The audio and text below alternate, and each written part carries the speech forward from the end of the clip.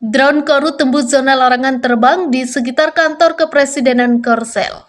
저희는 북한의 주요 군사 시설을 감시 정찰할 드론 부대 창설을 계획하고 있었습니다만은 어제 그 사건을 계기로 해서 드론 부대 설치를 최대한 앞당기겠습니다. 그리고 최첨단으로 드론을 스텔스화해서 감시 정찰력을 강화할 것입니다.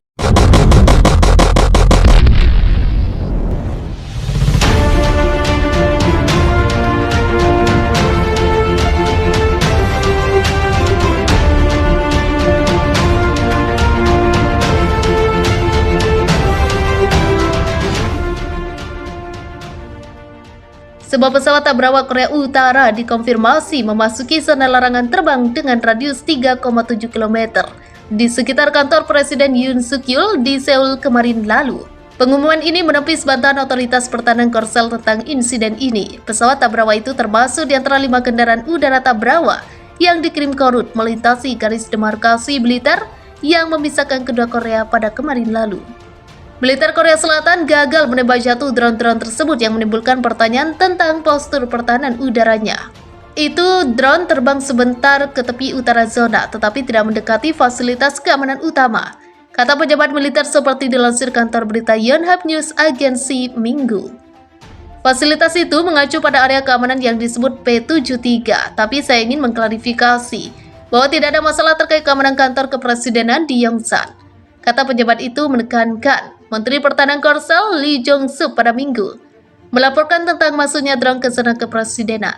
Ia menerangkan kemudian tentang langkah-langkah kontra drone, seperti rencana untuk mengamankan drone yang menghindari radar dan sistem pembunuh drone sebelumnya. Kepala Staf Gabungan menolak laporan media yang menimbulkan spekulasi bahwa pesawat tak berawak itu menembus zona tersebut. Juru bicaranya Kolonel Lee Sung-jun bahkan menyatakan penyesalan dalam sebuah pernyataan yang menolak laporan tersebut dan menyebutnya tidak benar dan tidak berdasar. Sementara itu, militer berencana untuk melakukan lebih banyak latihan pertahanan udara, termasuk latihan tembakan langsung di bawah skenario penyusupan drone musuh kecil. Latihan direncanakan pada Kamis sore waktu setempat. Latihan tersebut akan melibatkan sekitar 50 pesawat, termasuk pesawat serang ringan KA-1 dan helikopter 500 MD dengan pasukan yang dipersenjatai dengan senjata drone jammer. Militer sebelumnya menggelar latihan kontra drone tanpa peluru tajam pada 29 Desember, beberapa hari setelah infiltrasi drone Korut. Serbuan drone telah menunjukkan kurangnya kesiapan Korsel untuk mendeteksi, melacak, dan menembak jatuh drone kecil semacam itu. Drone Korut khususnya terbang di lintasan yang menyimpang, mengubah kecepatan dan ketinggian penerbangan dengan cara yang tidak terduga.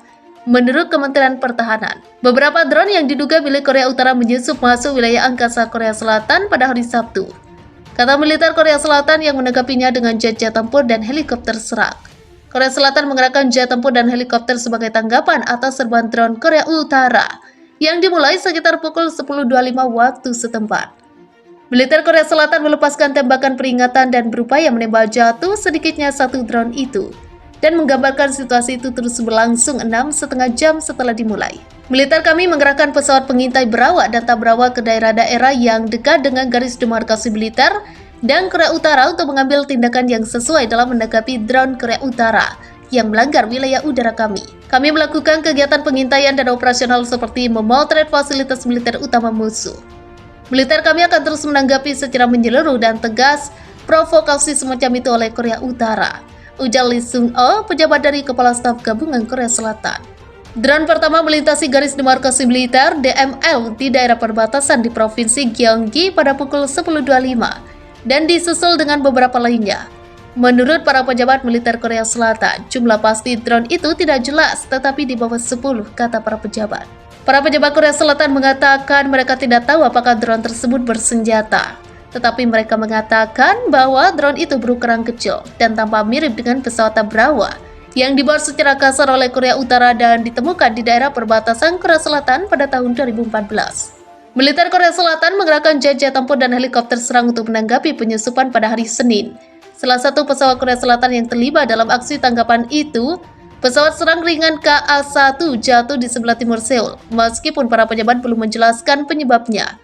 Tidak ada pilot yang terluka, kata para pejabat. Militer Korea Selatan mengatakan pada awalnya mereka tidak berusaha menembak jatuh drone tersebut karena khawatir itu akan membahayakan warga sipil.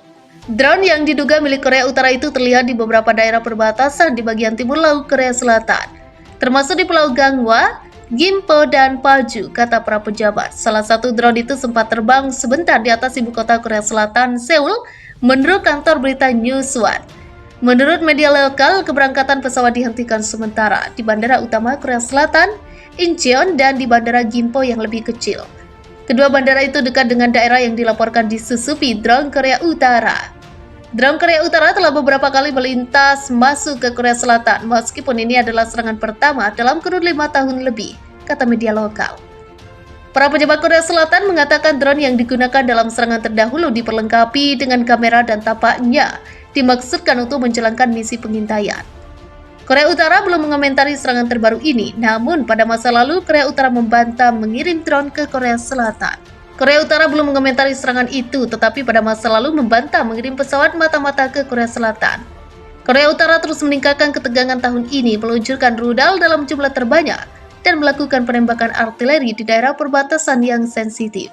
Militer Korea Selatan pada Minggu menggerakkan pesawat jet tempur dan helikopter serang serta melepaskan tembakan peringatan setelah drone dari Korea Utara melintasi perbatasan negaranya. Seorang pejabat kepala staf gabungan Korea Selatan mengatakan pasukannya mendeteksi beberapa benda tak dikenal yang dianggap sebagai kendaraan udara tanpa awak di daerah perbatasan Provinsi Gyeonggi mulai pukul 10.25 GMT, menurut sebuah laporan kantor berita Yonhap. Drone tersebut melintasi garis demarkasi militer yang memisahkan kedua negara dan terlihat terbang di daerah Gimpo, Pulau Gangwa, dan Paju, kata laporan itu. Pasukan Korea Selatan mengeluarkan pesan peringatan, melepaskan tembakan peringatan, dan mengerahkan jet dan helikopter serang untuk mengusir mereka. Sementara masih belum dikonfirmasi apakah kendaraan tersebut membawa senjata, kata pernyataan itu. Operasi masih dilakukan terhadap drone dari Korut, tambah mereka. Kementerian Perhubungan mengonfirmasi penerbangan di Bandara Internasional Gimpo dan Incheon sementara ditangguhkan atas permintaan JCS. Sekitar 20 penerbangan di Gimpo dan 10 di Incheon terdampak oleh penangguhan tersebut, lapor Yonhap.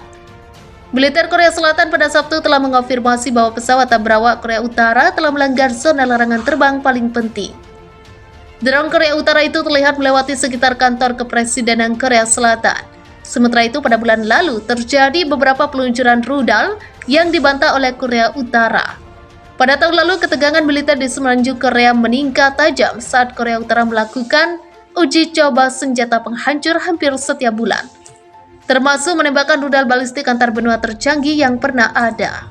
Pyongyang kemudian mengirim 5 drone yang melintasi perbatasan ke wilayah udara Korea Selatan pada kemarin lalu. Adapun ini menjadi insiden pertama dalam 5 tahun terakhir yang membuat Seoul bergerak untuk mengerahkan jet sebagai upaya merespon. Militer Korea Selatan telah meminta maaf setelah gagal menembak jatuh salah satu drone, meskipun telah berupaya mengusirnya selama 5 jam, di mana drone tersebut terlalu kecil.